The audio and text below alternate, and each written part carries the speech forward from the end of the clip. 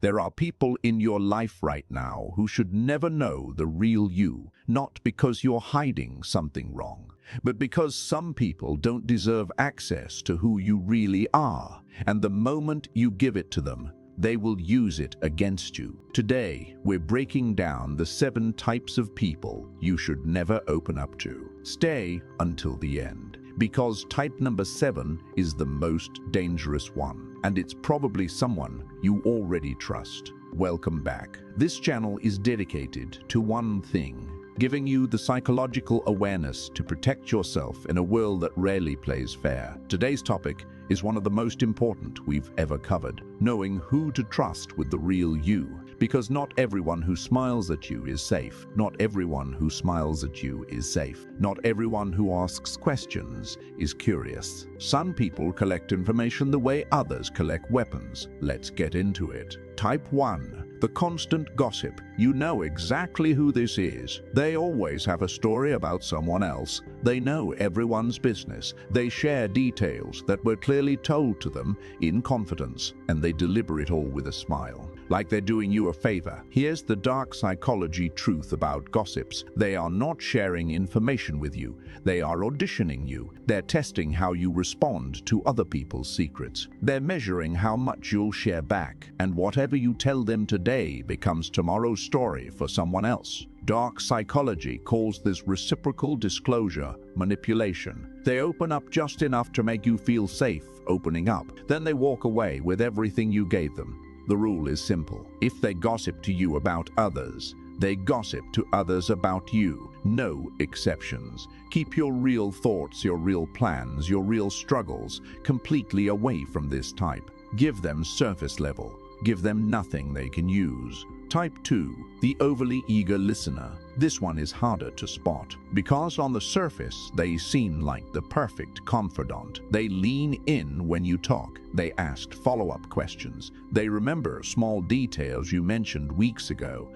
They make you feel genuinely heard, and that feeling is intoxicating, especially if you've spent a long time feeling invisible. But here's what dark psychology reveals about this pattern. Genuine listening is a gift. Calculated listening is a harvest. Some people ask questions not because they care about your answers, but because they are building a profile on you. They want to know your insecurities, your ambitions, your fears, your relationships, your weak points, and they collect all of it with a warm smile and perfect eye contact. Ask yourself this: does this person share as much as they ask? Is this a real exchange, or is it always one-directional? If you're always the one being drawn out and they remain a mystery, that imbalance is intentional, and it should make you careful. Type 3. The competitor disguised as a friend. This is one of the most painful ones, because this person might genuinely like you on one level, but on another level, they are always measuring themselves against you, quietly keeping score, watching your wins with a smile that doesn't quite reach their eyes. When you share good news, they pivot to their own. When you share a struggle, something flickers in them that looks almost like relief. They celebrate you publicly, but undermine you privately. Here's the psychological danger of opening up to a covert competitor. Every vulnerability you share becomes a data point they use to feel better about themselves. Every failure you admit gets filed away. Every insecurity you reveal gets cataloged, not because they're entirely evil, but because their need to feel superior is stronger than their ability to be genuinely happy for you.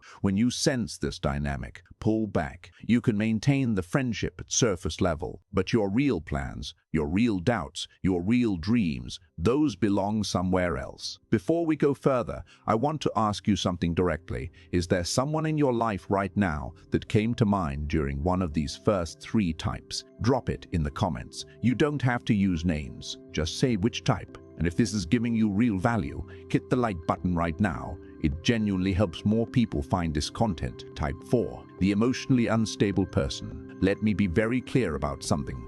This is not about judging people who struggle emotionally. Emotional struggles are human. This is about understanding what happens when you share sensitive information with someone who cannot regulate their own emotions. When you open up to someone emotionally unstable, your information becomes unpredictable.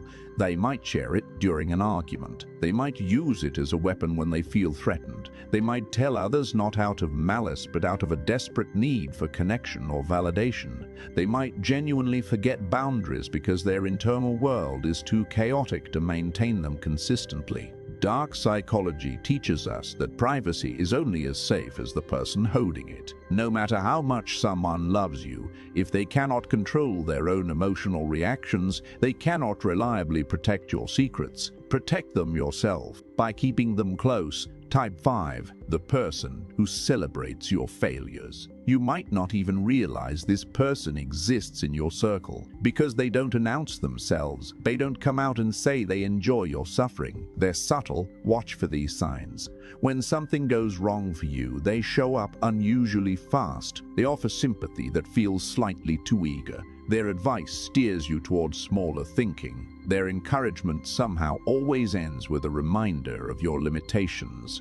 In dark psychology, this type is known as a schadenfreude personality, someone who derives quiet pleasure from your setbacks. The danger of opening up to this type is specific. When you share your dreams with them, they become invested in those dreams failing. When you share your plans, they look for the cracks. When you share your fears, they quietly water them, not always with words, sometimes just with the energy they bring to your lowest moments. Never give this type a map to your inner world. They will navigate you toward the destination they want for you, and it is not the same one you want for yourself. Type 6. The person whose loyalty has already shifted. Relationships change. People change. Someone who was once your closest ally might no longer be in your corner. And one of the most dangerous situations you can be in is continuing to trust someone with deep personal information after their loyalty has quietly moved on. The psychological danger here is specific. You're operating on old data. You believe you're speaking to the person you knew 2 years ago, but that person has changed.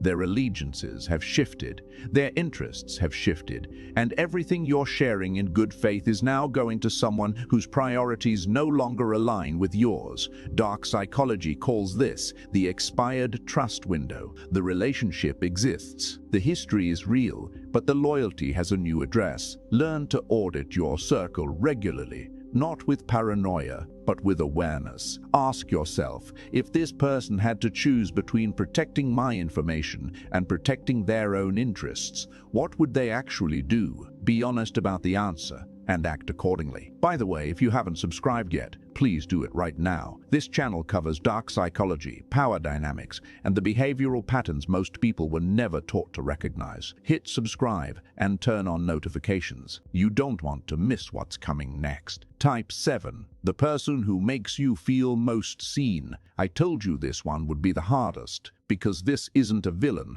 This isn't someone obviously toxic. This is the person who feels like home. The one who seems to understand you at a level no one else does. The one you naturally want to tell everything to. And that feeling, that rare, beautiful feeling of being truly understood, is one of the most powerful forces in human psychology, which is exactly why it can be the most dangerous. There's a manipulation technique called mirroring, where someone reflects your values, your language, your energy, your worldview back at you so perfectly that you feel an almost magnetic connection. It feels like soulmate energy. It feels like finally being found. But in some cases, not all, that reflection is constructed. It is a calculated performance designed to make you drop every guard you have, to make you want to give them everything, your fears, your plans, your secrets, your trust. And once they have it all, the mirror disappears.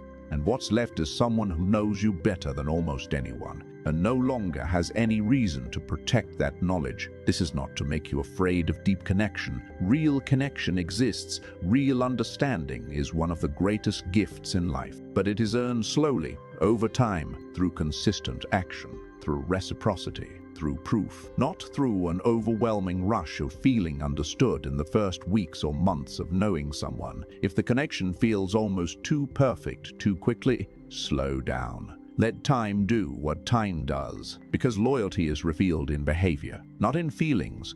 And the person who deserves your full self will prove it long before you hand it over. Let's bring this all together. 7 types. The constant gossip who auditions you with other people's secrets. The overly eager listener who harvests everything you share. The competitor disguised as a friend who files your weaknesses away. The emotionally unstable person who cannot protect what you give them. The person who quietly celebrates your failures. The person whose loyalty has already moved on. And the person who makes you feel so understood so fast that every wall comes down. The common thread across all 7, they all require something from you that you cannot get back. Your information, your vulnerability, your inner world. And dark psychology teaches us this one foundational truth. Not everyone who has access to you deserves access to you. Privacy is not paranoia. Selective trust is not coldness. It is wisdom. It is self-preservation.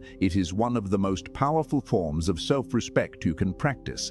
Guard your inner world like it is your most valuable possession, because it is. Your dreams, your fears, your plans, your wounds, they belong to you, and you get to decide who earns the right to see them. Choose carefully, choose slowly, and trust the behavior, not the feeling. Thank you for watching all the way to the end. That means everything. If this video made you think about someone specific, share it with someone who needs to hear this today, and check out the next video right here. I think it's going to change how you see the people around you. Until next time, stay aware, stay protected, stay sharp.